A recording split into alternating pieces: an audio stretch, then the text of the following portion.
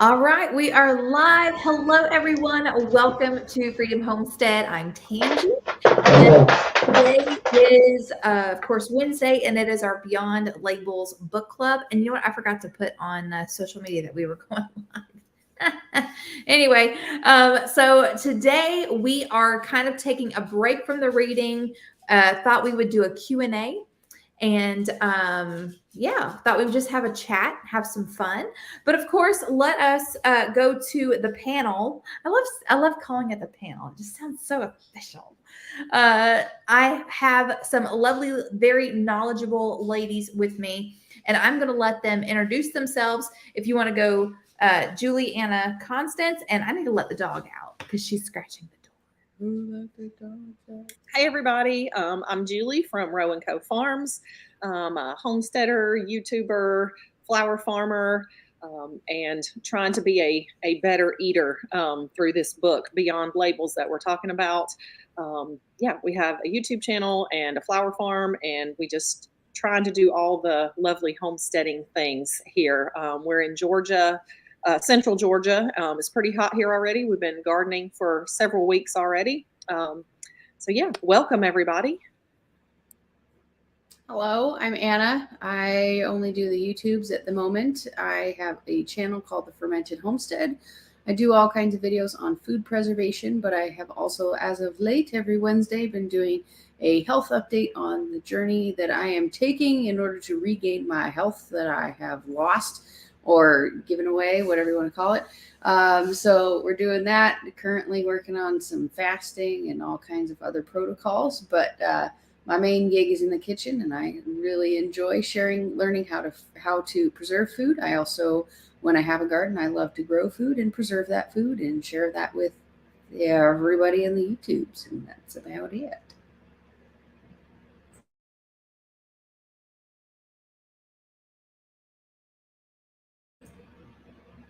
Constance, it's your turn.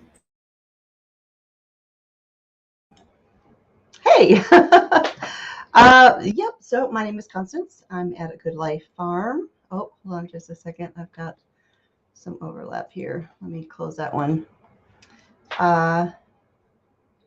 Okay. Yes. Sorry about that. My name is Constance. I'm in Northern Alabama. This is my granddaughter, Willow. She's joining us for a little bit here today. And yeah, homesteader in Northern Alabama. I do homesteading, home cooking, and back to basics. Occasional devotional videos. This year I'm taking off a year of gardening, which was autumn to autumn. And I'm kind of reorganizing, redoing my entire garden setup this year.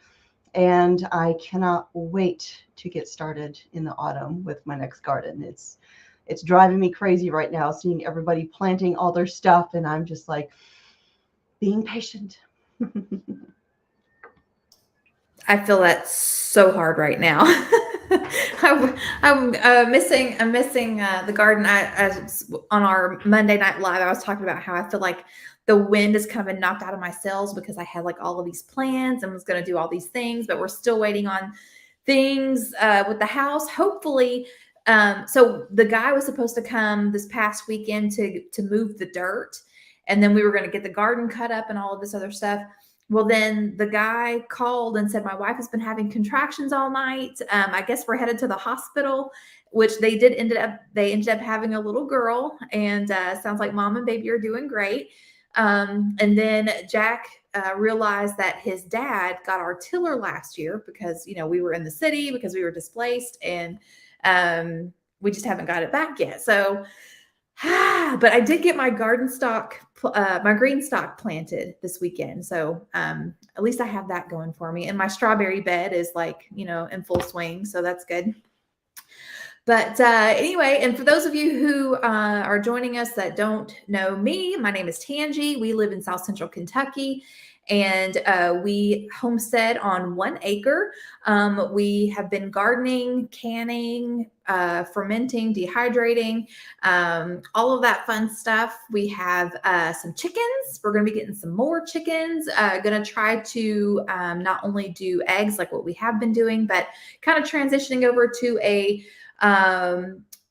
meat birds, but in the way that our grandparents used to do it, not where you get a whole bunch of meat birds and then have one big butchering, but food on demand. So that's kind of what we're going to be transitioning into this year, and we're very excited about it. Well, I'm very excited about it. Jack doesn't seem so much, but that's okay. Anyway, okay, so we have been reading Beyond Labels, and it is written by Joel Salatin, Sina McCullough.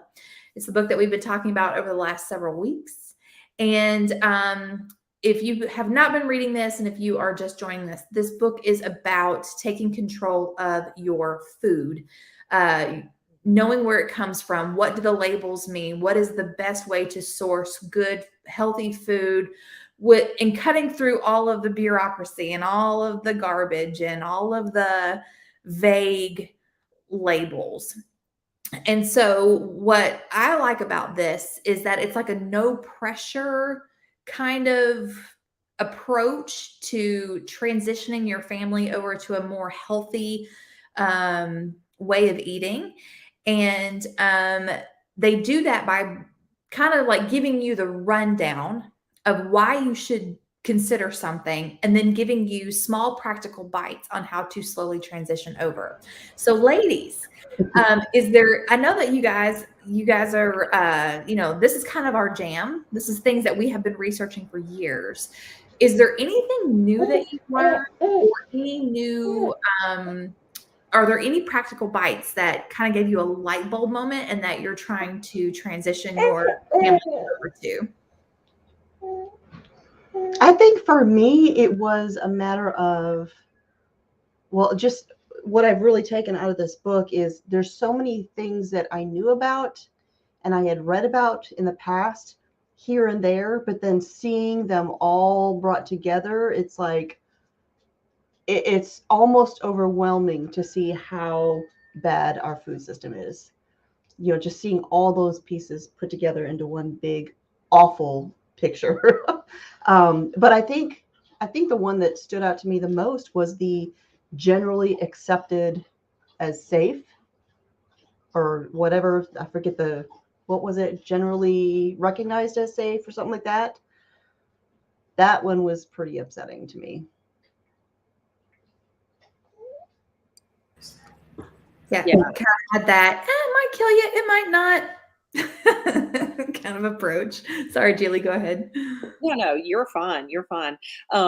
Yeah, just in general, I feel the same way. I think I kind of knew a lot of the things, but there were still things that I did not know. I think a lot of the stuff about the fish, the farmed fish, I guess because I don't consume a lot of fish, that was a lot. All that was new to me. The fact that those are all, I mean, I guess I had heard, okay, yeah, they're farm raising fish, but I guess I just really didn't understand what that meant. And so that was very eye opening to read about that.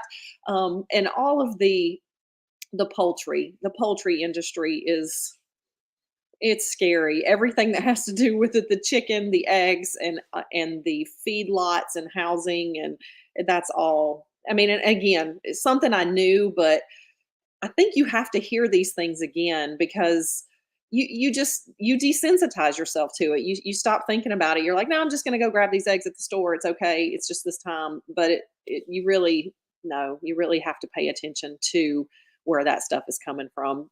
Yeah. So yeah, I think chicken and fish for sure were eye-opening for me, hearing about those things. I think probably the same for me from both Constance and Julie. I knew about all of the horrible corruption and the various different things. Like people will just like start out at one company, then they'll move to FDA, and then they'll move back, and then they'll move to the CDC, and then they'll move back. And they just get these huge, massive bonuses. Like I knew all of that, but like just seeing it kind of all put together on a nice little platter, and just seeing the intricacies of the corruption really stood out for me. And then the other thing I think that will be much more, I don't know, practical for me is the bleaching of all of the poultry. I didn't know that, and it really disturbed me. It's like, why are they bleaching this organic chicken? Is like, what? Like I thought I was buying a safe alternative, even though I knew it wasn't a terribly safe alternative. but I figured it was at least better. And I'm not gonna lie, I don't typically rinse my meat off when I buy it from the store. I'm just like, it's probably already clean, and it's like, yep, it's real clean. Um, so it's like, I mean, I still have to, while I'm here, I still have to buy my chicken in the store and stuff like that. But as soon as I find an alternative, maybe I can buy it from a small farmer or something like that who doesn't process their meat that way. Trying to find another alternative in the meantime, washing, rinsing, I should say, the heck out of my chicken when I buy it is going to be one thing I'm going to be doing, but. It was very disturbing. I had always heard that there was a conflict of, is conflict the right word? People say that you shouldn't rinse your chicken because it splashes stuff everywhere. I've never, I'm just like, if you want to rinse your chicken, just clean your sink. That was kind of my thinking on it. But yeah, there's, yeah, I think my thing too, like Constance was saying, just the, all of the corruption is concentrated into one book. And it was like every time I would read, I just felt myself getting just so frustrated and angry because yeah, the corruption is so real. And it's been quoted a bajillion times during this book club is, control the food, control the people. And that is most definitely what is happening here. And it's infuriating. So, we see as we go through this book, how they give us different levels of how to transition. So going from, processed foods to higher quality processed foods, and then to whole foods, and then to growing it yourself. And man, if reading this book does not make you just want to go whole hog on homesteading and doing it all yourself, I don't know what will. But anyway, all right. So do any of y'all in the comments have any questions? Let's see. Kathy says, agreed, it's sickening. And now I understand why we are all sick. And it's so true. And how the food and drug administration, I mean, it's all together. It's just a nasty loop.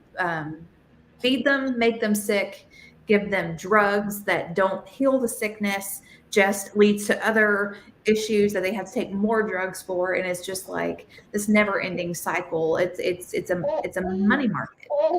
Yeah. And it's almost incestuous with the way they just go back and forth between the two different sides of the coin. Mm-hmm. I know. Absolutely. Let's see. Okay, so we're gonna kind of keep our here we go. Gossmania says so many are waking up with all the plans of this. Speaking of plans, this is kind of sort of related. I feel like it is related, but you guys know, for those of us that are living here in the United States of America, that our president announced how many weeks ago that there is going to be a food shortage. And when you look to see not just what the pandemic has caused in our supply chain, but now there's a lot of different companies, food companies, that are mysteriously burning down, or planes are crashing into them, or all kinds of craziness. Multiple plane crashes. I mean, it's insane. It is absolutely insane. And again, who controls our food system? Our government does. And so this is one of the many reasons why you should take as much control over your food as possible. And vote with your dollars. I know we've said that before too. How do you want to make changes? You put your money where your priorities are. Let's see. I agree with that. The putting your money where your priorities are. I actually will touch on that just a little bit, because I had someone make a comment this week, and it wasn't necessarily a horrible comment. It did make me think about things a little bit, but when we grocery shop, we do a couple of different things. We shop through Azure Standard, which a lot of people do. We do some local store, grocery shopping. We try to grow some of our own. And obviously we use some local farmers markets and stuff like that as well. But someone was very upset with me for posting what we bought at Azure and how we buy in bulk. And they thought that I was kind of rubbing it in people's face and that I was showing off, I guess was the right word. And that really kind of bothered me because I don't want people to think that that's what I try to do. And probably most people that are shopping through Azure are not doing it for those reasons. They're doing it to kind of show this way, like this is your alternative way of buying groceries. And so it may not be the way that other people do it, but it is the way we have prioritized to do it. And food is one of the top things that is important to me and my family. It really is. Like almost every decision that we make is based around how we're going to raise our food or purchase our food now and in the future. And so I just want people to know that you do have to make priority choices and you have to put your money where your mouth is.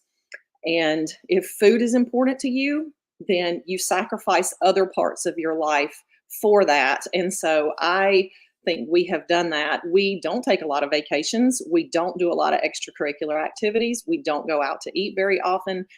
We put our money into the food. And so I want people to understand that it is possible to make changes with your food system, but there will be sacrifices that you have to make from other things.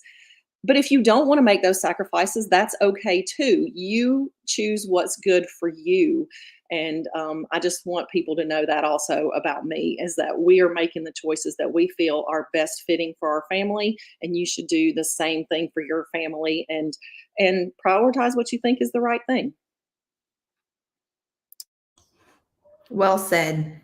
Yeah, it's that's one thing that we have talked about privately is that we never want anyone to feel food shamed. All of us have different budgets, we have different resources, we have different health needs.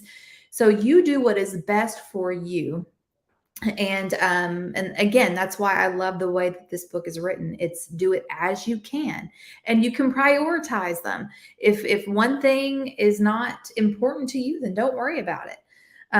But definitely do not judge someone else based on how much money they are spending or not spending, because you are not living their life. You do not know their story. You do not know their needs. And so we definitely encourage that across the board. I just want to say too about the Azure thing or Azure. I appreciate the haul videos simply because I'll be honest, I don't think Azure Standard has the greatest website. It's hard to find all the things that they have on there. And so by watching everyone else's haul videos, it gives me a better idea of what is available from them. Because, like, for instance, Julie, you shared the dehydrated tomato paste. And I had no idea they sold that. And so because of that, I was able to order some and I've got it in my pantry and I've already used it. It's fantastic. And so it isn't really, to me, that's not a bragging kind of thing. It is a informative kind of video. And I find them helpful. And, there's always going to be somebody who's going to complain about what you're doing. And it doesn't matter what it is. There's always going to be somebody who will find fault with whatever it is. And it could be a matter of jealousy or just, their ideology or whatever it is. But, I would say definitely don't stop doing it, because think of the people that you are helping in providing that information and empowering them to have more options.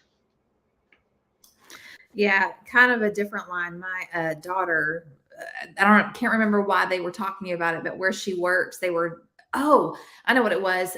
One of their employees is very allergic to some of their cleaning products that they've been using. So they had gotten some new cleaning products, and they were sending the old stuff home with some of the, with the employees, whoever wanted it. And so someone asked my daughter if she wanted to bring something home. And she said, no. She said, we use Mrs. Myers, which is, I currently have a stockpile of Mrs. Myers. I also have Norwex cleaning wipes and stuff. And, and I have like, what is it called? On Guard. I have On Guard cleaning. So anyway, but Emily really likes the Mrs. Myers stuff because it smells really good. And anyway, and one of the ladies there was kind of scoffing, like, "Oh, y'all use the expensive stuff, And then Emily told her, she was like, "Well, for one, some of the stuff my mom got at a really good discount, but also, there are certain cleaners that I can't be around either, which is why we use those things." And so, she was just trying to be all like, "Oh, so you guys are hoity-toity. You use the Mrs. Myers. It's so expensive." And it's like, well, if you break out in hives when you use the other stuff, you're going to spend a little extra so you don't have those kind of issues. But anyway, all right. But yes, I feel the same way, Constance, about Azure Standard. I have never ordered from Azure Standard. And so what I am watching for are the prices. And like you said, seeing a video is more helpful than visiting the website. And I get a lot of the stuff that you can get on Azure, I get at my salvage store. And so I'm always watching to see if the prices are comparable, or, that kind of stuff. So I find them very helpful as well. Oh, my mouse is messing up on me. Here we go. Okay. So Kathy says, I love Azure videos. I have found some awesome products watching them, especially living in an area where healthy food is very difficult to source. Yes, that is one thing that I love about companies like Azure, or what are some of the other ones that we talked about? I know Heather was naming a whole bunch of different ones, but yeah, if you live in a small town, it's hard, chances are you don't have stores like that carry that kind of stuff. So it's a great resource to have. Heather says that judgy attitude is usually folks judging themselves. When you set this kind of example, it forces people to take a look at their own choices. Yep, I agree with that 100%. Yeah. Yeah, right. I think they don't always like what they see, and so they reflect that upon you. It's like, oh, I don't like what you're doing because I'm not doing that. So, yeah. Yep. Okay. All right. So, how has reading this book changed your homestead planning, or has it at all? Okay, so I'll start if that's okay. I would say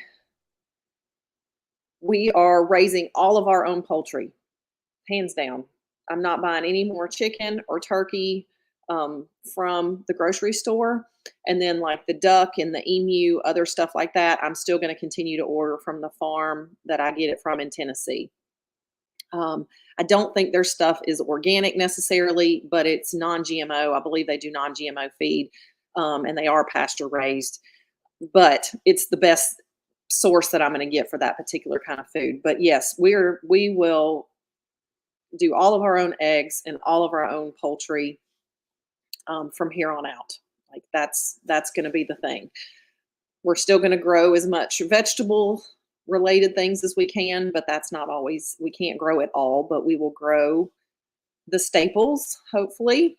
And I'm still on my roll with the raw milk from the local dairy. So I'm 3 weeks into that. I'm going once a week and I'm getting 2 gallons of milk, 2 pounds of butter, and a couple of blocks of their raw cheddar cheese.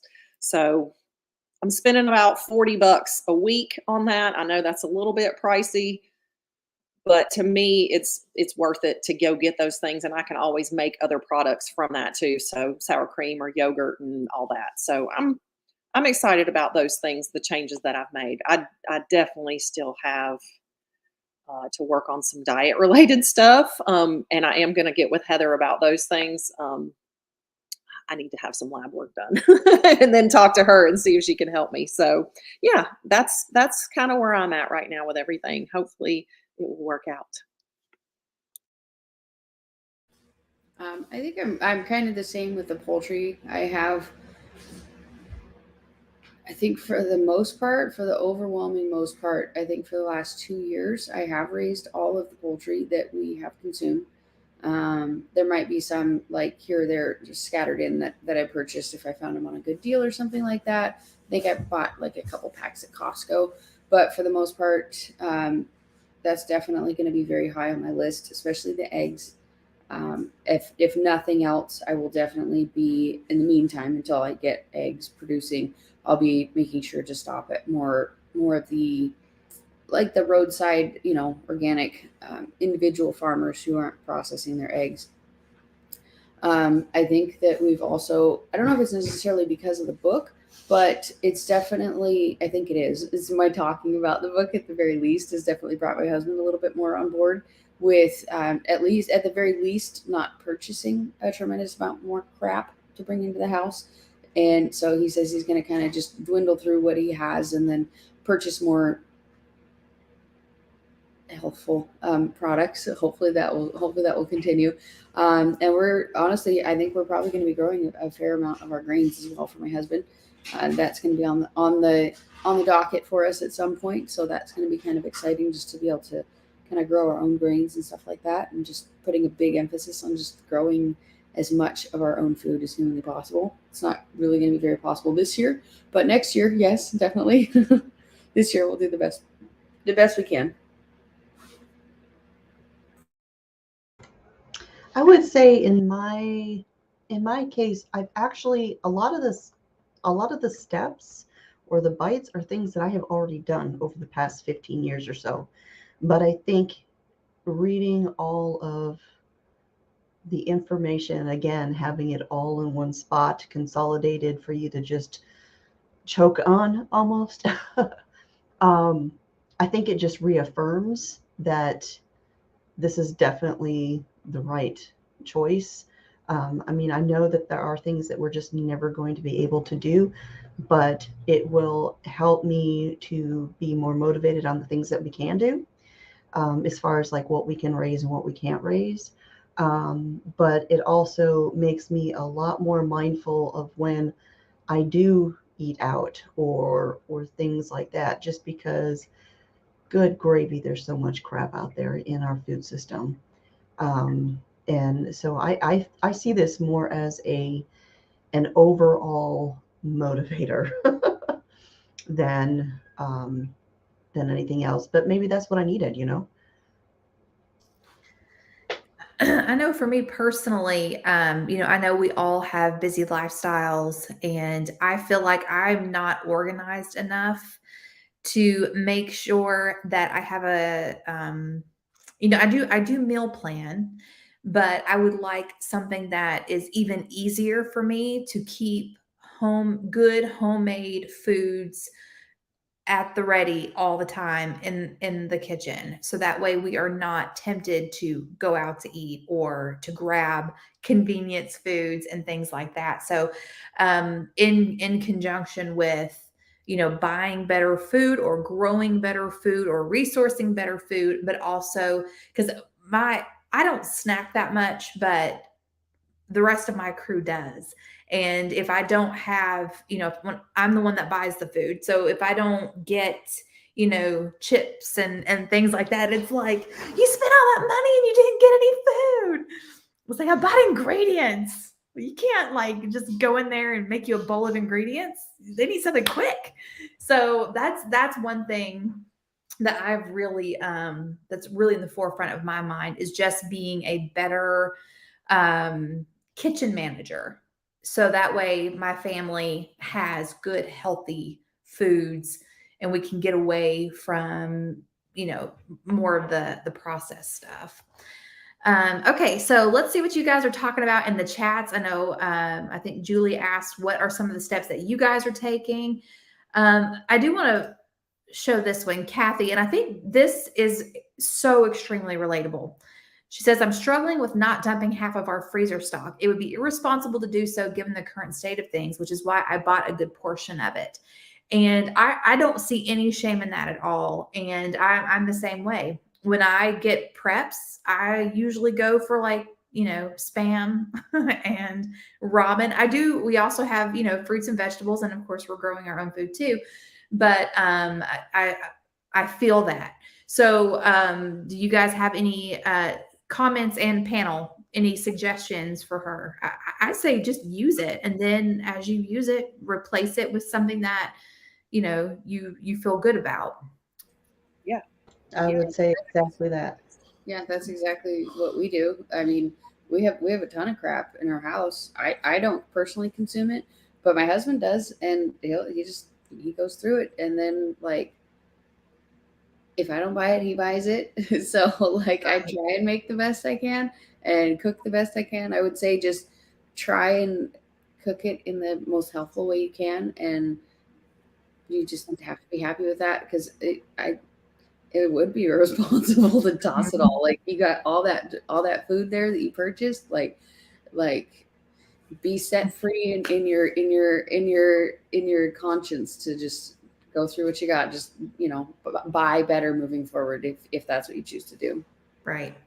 Yeah, that's one thing. I know I've said it in some of my pantry chats, and it's never ever feel guilty or bad about filling the bellies of your household, because yes, we need good nutritious food, but sometimes a full belly is like even more important, because your body's still going to take what it needs from it.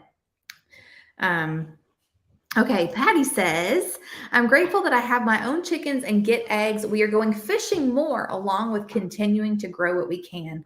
I think that's awesome. And I think too, for anybody that's watching that might be in an urban setting, there are definitely things that you can do depending on your where you are. So I know some of the things we talked about is like, some people do illegal chickens, like if they're in an HOA, but rabbits, that's a source of protein that you can easily grow no matter where you are. They don't take up a lot of room.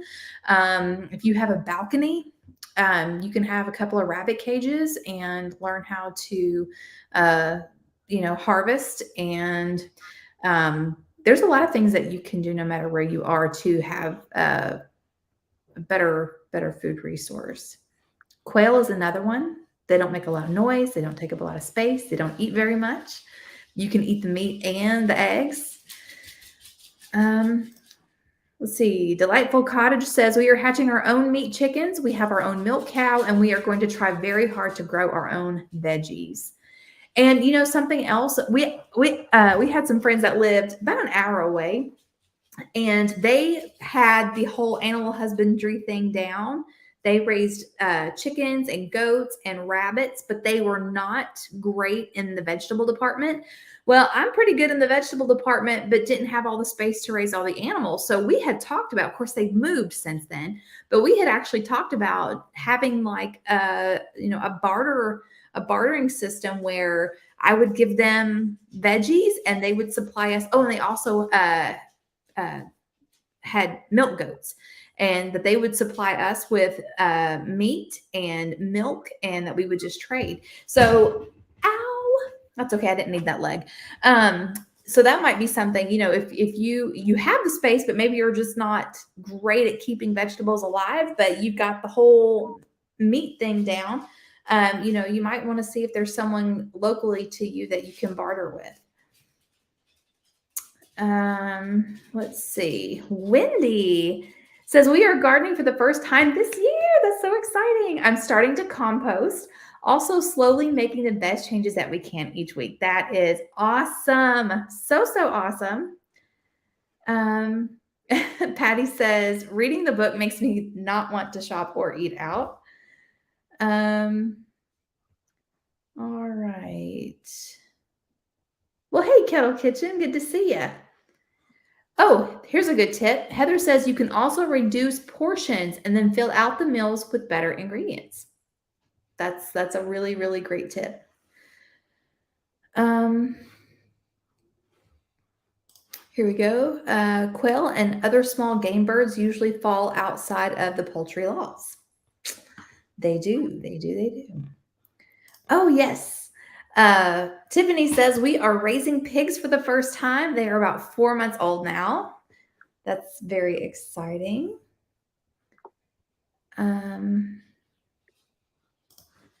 Heather says we live in the only city here in the PHX. Sorry, I don't know what that means. Phoenix. Yep, in the Phoenix metro that doesn't allow poultry or small plot on small plots. We are banding together to get the city to change the rules. That's another thing. If you don't like something, then make your voice heard and find like-minded people and get together and make noise. That's how things change. Just by being at home and shaking our heads and clicking our tongues and wishing it could be different doesn't get things going. Making noise, rattling cages, that's where change starts. And it doesn't take very many people to make that change either. Ain't that the truth? Cindy says she thinks I could stop world hunger with all the pigs we had here. Felt that way, that's for sure. Days, right? For a few days you could. Mm-hmm. See, Kettle Kitchen says, talking about bartering, I am in the urban setting. 3 other families have me can for them, and they provide me with everything I need for the project, and they give a case of jars for doing it. That is brilliant. That is really, really cool.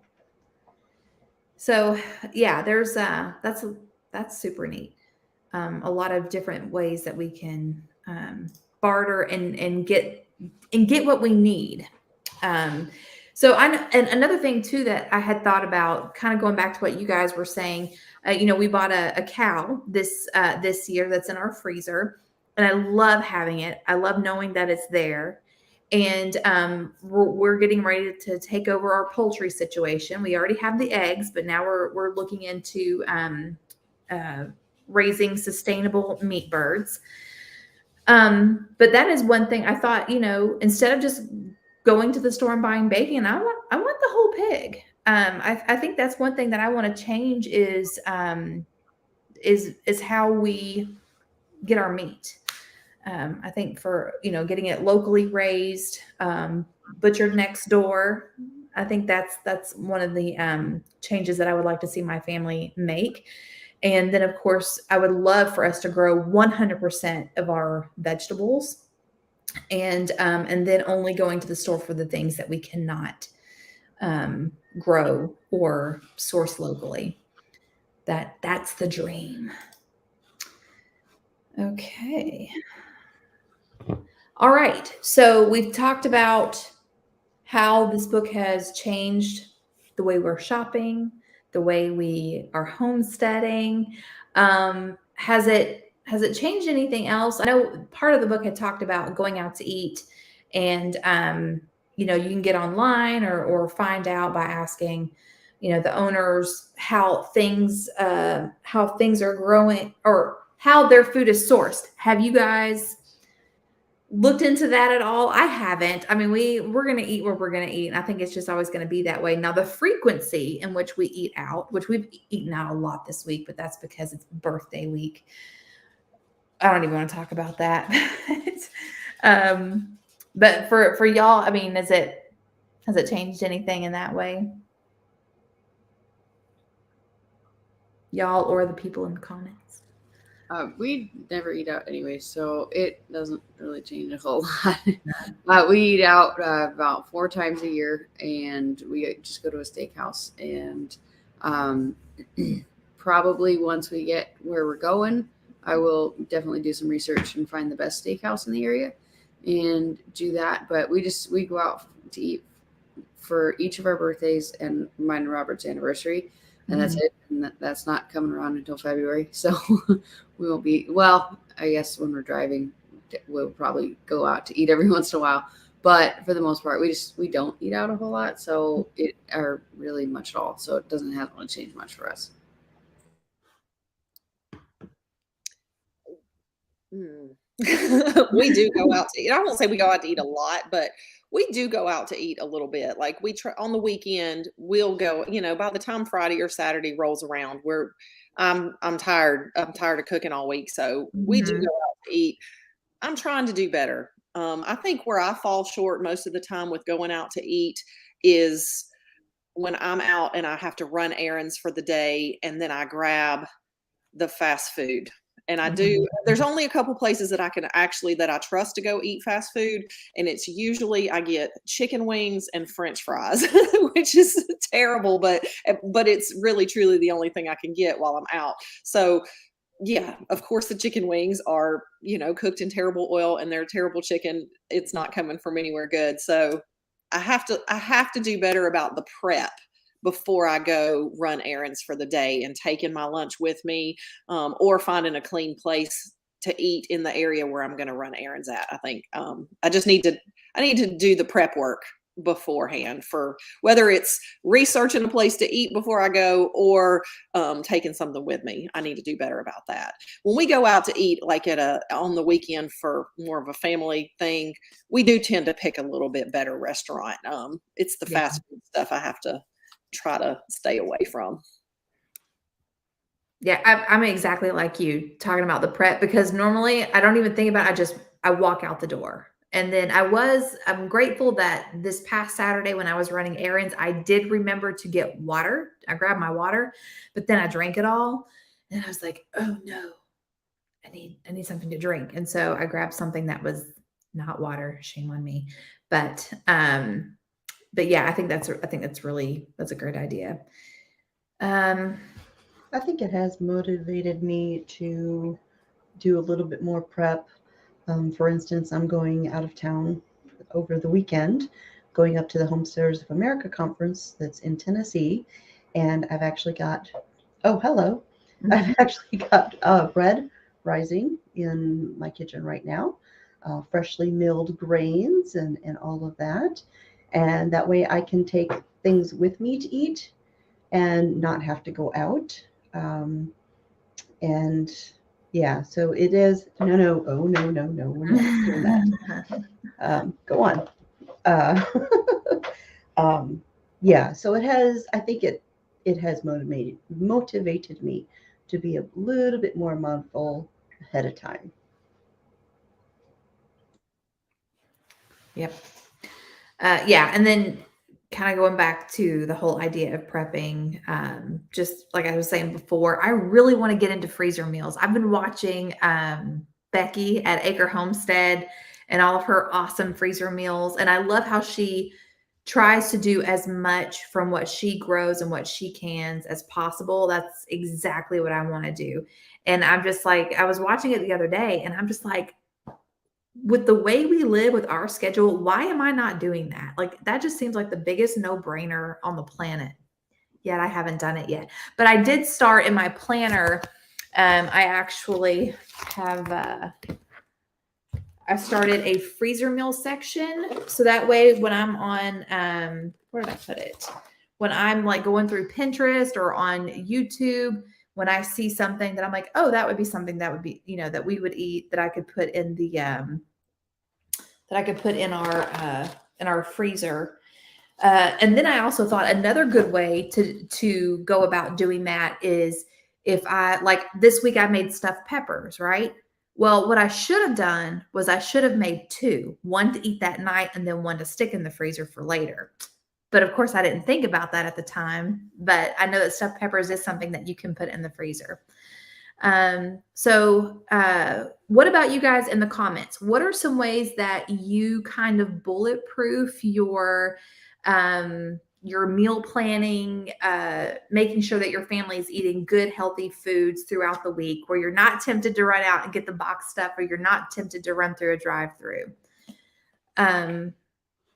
Because yeah, in any like in don't like nothing is too small. Anything that you can think. Okay, so here's one. Here's one. I watch Farmhouse on Boone, which I'm sure a lot of y'all do. And one of the things that she talks about that really helps her through the week with getting meals on the table is that she keeps a pan in her refrigerator, and at all times it has meat thawing out in it. So that is something that I have tried to incorporate. Once a week I will go down to the freezer and I'll pull out some ground beef and I'll pull out a roast and some steak and some chicken, whatever, and then make sure that it's all in there and it's thawing out throughout the week. And then whenever it's time to eat, if I haven't already planned something, I mean, good grief, you can make a bajillion different things with ground beef. So that it's a very small thing, but it saves so much time and prevents me from doing something really stupid throughout the week. Let's see. Okay, so Heather says Sunday meal planning and prep. I plan dinners, prep lunches ahead of time, and I make a treat. Very cool. Jason says we are planning to visit our marine in July, and we are driving. So rest assured, my wife has the crock pot packed, and will bring freezer meals so we spend less money. Brilliant, brilliant, brilliant. That's another thing too. Becky normally makes, pans of stuff, but there's also, I've seen freezer meals, you just throw them in a Ziploc bag and then you just dump it into a crock pot. Like, to me, that would be even better because you don't have to do anything, just dump it in the crock pot and turn it on. Let's see. Okay, here we go. Tracy says, I keep a running list of perishables in the fridge and use that list while planning meals. It keeps me from having to throw away wasted produce. That's a good idea. And that's another thing too that I'm trying to get better at is when I come home from the store, any produce that I've purchased, wash it and get it ready to eat. Because if I leave the celery on the stalk, if I leave the carrots unpeeled in the fridge, it's not going to get eaten. But when I wash them and cut them, my kids love it. My husband loves it. I just need to get in a better habit of doing that. I've got one. One thing that we do or have a lot of in our fridge are different types of ferments. So I always have a sauerkraut, a kimchi, and a curtido. Curtido is like a kind of a Mexican style, sauerkraut. And then you have the kimchi, which is your kind of your Asian flair, So basically those are like ready-made sides. They are always in there. They're ready to go. That's one of my convenience items that we make a big gallon of it. And that takes me a year to eat through that. So if you've got 3 gallons of sauerkraut in your fridge, I mean, at least for me, that's going to last me a long time. And it's that ready-made side or ready-made condiment that you're going to be able to throw on something. Same for like have a thing of mayonnaise in your fridge, make one once a week, or make a batch of ranch dressing once a week. So you have, a dressing ready to go that is good. Stuff like that I think is a really easy kind of prep. Keep just a running list of the meals your family likes to eat. Sometimes it's just a matter of jogging your brain of like, oh yeah, they like that. And I have this here. Now let's make that. So keep a list of like 50 or 60 meals and anytime you find a new one, write it down. If your family's like, check, that's approved, we like that one, man, incorporate it into your rotation of meals and you'll have those things to fall back on. Even if it's not the actual, prepped meal there, at least you have a list to look at when it's time to think about making dishes. That's a good idea.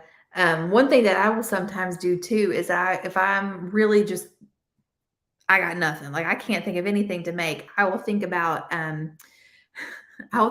school cafeteria lunches. I know that sounds really dumb, but things that I enjoyed when I was in school, when I ate in the cafeteria, and it was like, hey, pizza, corn, and salad, here we come. No, but just stuff like that, or recreating our favorite restaurant meals at home. So this morning I posted what I eat in a week. And one of the things that I made this past week was when Tim Beverly was here and we went out to eat, the restaurant that we go to, they have what's called loaded chicken. And so it's a chicken breast and it's got cheese, mushrooms, bacon, green onions, and I think that's it. So I created that at home because it was so good. I was like, I want more of that. But on mine, I put sugar-free barbecue sauce and ranch dressing. But anyway, so that's another thing too. If you're trying to come up with yummy meals, recreate some of your favorites at home instead of going out to get it. Okay, so Heather says she has the meat box also. Kathy says, I have so many food sensitivities. We rarely eat out. I keep snacks in the truck. When husband is traveling, I pack a cooler for him with breakfast and dinners. All he needs to do is find a microwave. That's awesome. I actually saw there's a thing that you can get on Amazon. It looks like a lunchbox, and it's got like a metal food tray in it, and you plug it in, and it warms up your food. And it's like in a little like insulated pack. I thought that was pretty neat.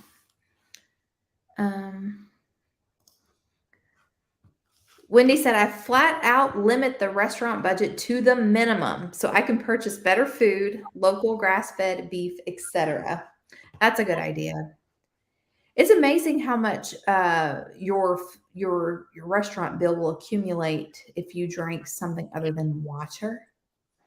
It's crazy. Like literally my family of 4, we can save about $12 if we all drink water. We don't all drink water, but we could save a lot of money if we did. Renee says they grill several kinds of meat out once a week. That's a great idea. Cooking a whole bunch of meat on the grill at once and then just eating on it throughout the week. I've seen where people, I have not done this personally, but they take burger patties where they've grilled the burger patty and then they vacuum seal it.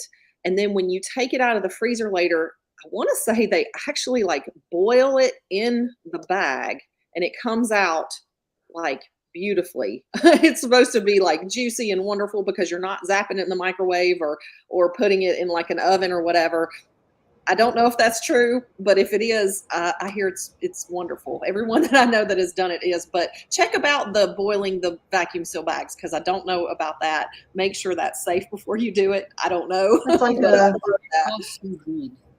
yeah, that's what I was just going to say. Yeah. Like sous vide. Yeah, like sous vide basically. It's already cooked. It's already been cooked though. So yeah, it's like you've pre-made them and then you're just heating them up that way. That's a really good idea. Heather said that she keeps emergency proteins in the fridge at all times: hard-boiled eggs, cooked meat, bacon, sausage, etc. That's something I need to get better about. But bacon is one of those things that does not last in our house. But yeah, that's a good idea. Tracy says that she keeps single-serve meals in the freezer for grab and go. Oh wow, there's so many. I'm like way behind here. Okay. Kate says, I always prep veggies, hard-boiled eggs, cheese, and pickles for the kids. Excuse me, grab and go. If it's cut up, they will eat. Okay, so I just thought of something. So when we were at HOA back in the business one, was that in January or February? I can't remember. So we met a lady who one of her Instagram reels went viral. And she is known as the strawberries in a jar lady, which I had not seen the video, but I think, Julie, you said you had seen it. But anyway, so we met her and then I've started following her on Instagram. And that's what she does is she shows people how to properly store produce so it doesn't go bad really quickly. So that's the whole thing with the strawberries in the jar is that she soaks them in like vinegar water, air dries them, puts them in a jar with the paper towel, and they will keep for weeks. So I'm trying to remember what her Instagram name is. It's the Cross Legacy. Does that sound right? The Cross Legacy. So she might be somebody that you guys want to check out. She even wrote a ebook on, I think it's called I Bought It So Now What, maybe something like that. But yeah, it's really interesting. So if you want to get into prepping your produce as soon as you come home and you want to know how to make it last for a really long time, she would be a really great resource. Everything at Applebee's is boil in a bag. I didn't know that. Of course, we don't eat at Applebee's. We used to have an Applebee's here, and they had fried green beans as one of their appetizers, and they were the bomb. They were so good. I've seen them fried in the air fryer. Mm, And as soon as I get back my air fryer, like that's gonna be one of the first things I'm gonna try. mm. They fry them up to where they're like crispy, like almost like a chip. And they put like Parmesan and like garlic and butter, and I'm just like, Let's make my That mouth. sounds amazing. That does sound amazing. I'm talking about battered and deep fried green beans, but that sounds better. um, let's see. Heather says heating plastic bag sous vide style equals, Xenoestrogens. thank you, xenoestrogens. Careful if you have a hormone imbalance. That is one thing, which that's not really, I don't guess, related to this, but I know that is one thing that as especially as women get older, and I guess guys too. I don't know. I don't study dudes, but I remember when Stacy with Off Grid with Doug and Stacy was talking about how she limits how much she cooks in her iron skillet because of the iron, and as women age, you don't need as much iron as younger women. And yeah, so that's just one thing that I know that I need to be aware of in the future is hormone related stuff. I don't know. Let's see. Ooh, Heather says, I make mason jar salads. Also, Amazon sells special containers for produce. I bought some and my produce lasts 3 times as long. Wow, that's awesome. Heather cooks Brussels sprouts in the air fryer. I'm assuming that is fresh Brussels sprouts, or do you also do frozen? Add bacon to the air fryer for green beans. Yum. My nutritionist took my cast iron away. Okay, so that's something. I would be sad if someone took my cast iron away from me and said I couldn't use it anymore. Yeah, I would I would have to be. go buy all new pans. Yeah, I don't. That's pretty much all I have. I think I have like 2 small stainless steel pots, but that's about it. I Yeah, have 2 small ones and 1 big one, and that's it. Everything else is cast iron. Yeah, you know what my all-time favorite snack is, and it's so expensive I don't really buy it much, and it is freeze-dried okra. If you ever Really? have, y'all, it is the very best snack you will ever eat. If you find it, like it's usually in the natural food section at the grocery store in like a tiny little container about this big. And it's not, I've tried to just dehydrate okra. It's not the same thing, but freeze dried okra is amazing. You will eat the entire container in one sitting. See, I see Constance like, yep. It's Yeah, it is so good. good. I would eat that over any other snack any day of the week, like anytime. Every single day I would eat dehydrated, freeze-dried okra. I actually, for the first time, tried fresh okra. Not last year, but the year before that, because I know like Pioneer Woman was talking about how her favorite thing to do during garden season is just to go out there and grab some okra off the bush. And I love okra. I've eaten okra my entire life, but I had never eaten it fresh. And I guess because I thought, the slime would be an issue, but it ain't. It is good. The hype is The best founded. part about okra is the seeds. The seeds are like crunchy. Oh, I love okra. Really. You can give me okra just about any old way and I will eat it. If you're not growing okra, I know that's a southern thing. You should grow okra. It's so good. It's so good. I agree. Yeah, but I've not had freeze-dried okra. I'm definitely going to have to try that. I've had it boiled, roasted, fried. You won't want it any other way. After you have one freeze dried, you'll be like, oh, this is it. Yeah, I'll definitely have to try that. Heather says freeze-dried peas are yummy too. I've not had freeze-dried peas, but freeze-dried corn. My goodness. We had that at HOA. Somebody had during the farmers market talk had some freeze-dried stuff and was letting us try it. That corn was. Did you try any of it, I Anna? like I don't remember if you did.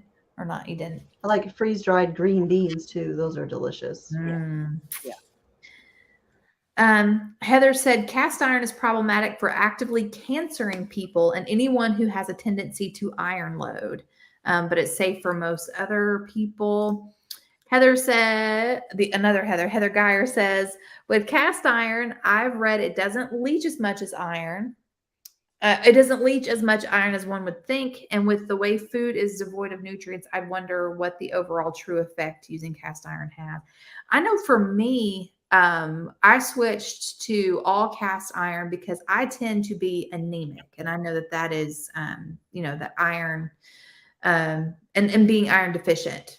So that's why I cook in iron. Which I think it does, because like when you're scraping the pan, it like flakes into your food. So that's one of the main reasons why I use cast iron.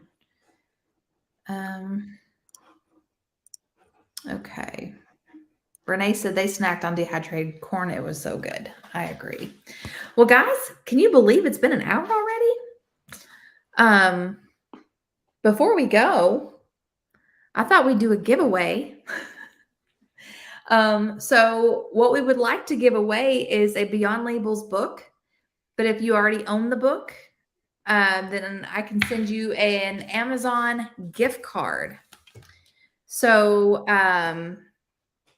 there's 41 folks here. So I think what we're going to do, the easiest way that I could think of is to guess a number between 1 and 20. And then the first person that I see, and this is the part where it gets hairy, because the way it might pop up in my feed might be different than the way that it pops up in your feed. Okay. So it has to be the first person that I see that gets it. Okay. So I'm going to write down the number. Don't start guessing yet. Hang on. It's too late. Lots of guesses already. Don't look, Tangi. Don't look at the number. One person's number. So I'm going to write down a number. Hang on. I said between 1 and 20. Okay. All right. All right. No one's guessed it yet. Okay. On your mark, get set, go. Put all the other numbers, guys. I haven't seen it yet. Oh, hang on. Let me scroll. Oh, no, wait a minute. My mouse. Here we go. Okay. Yeah. No one has guessed it yet that I see. Okay. So what you are winning is a book, the Beyond Labels book. I think I know what number it is because I don't see that number up here. No, still hasn't popped up yet. Yep.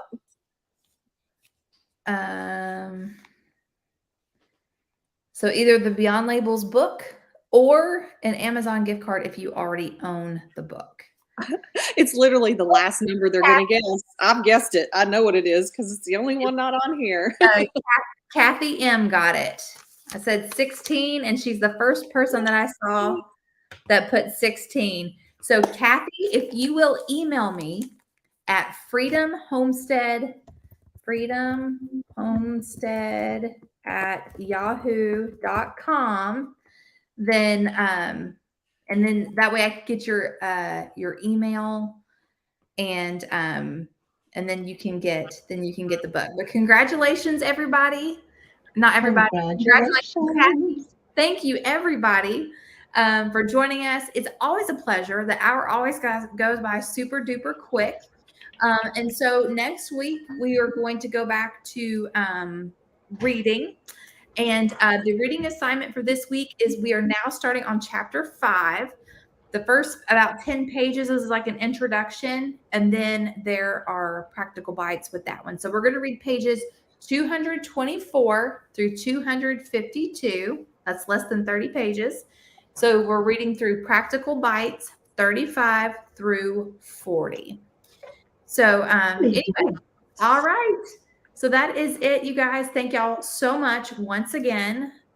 We are over halfway through the book now. So that's awesome. Mhm. You guys have an amazing week. Keep on keeping on. Everyone's doing such a great job. And do you guys have any final thoughts before we sign off? Nope. Everybody's good. All right. So until next time, remember to be vigilant, be prayerful, and be prepared. We will catch y'all in the next one. Bye. Bye.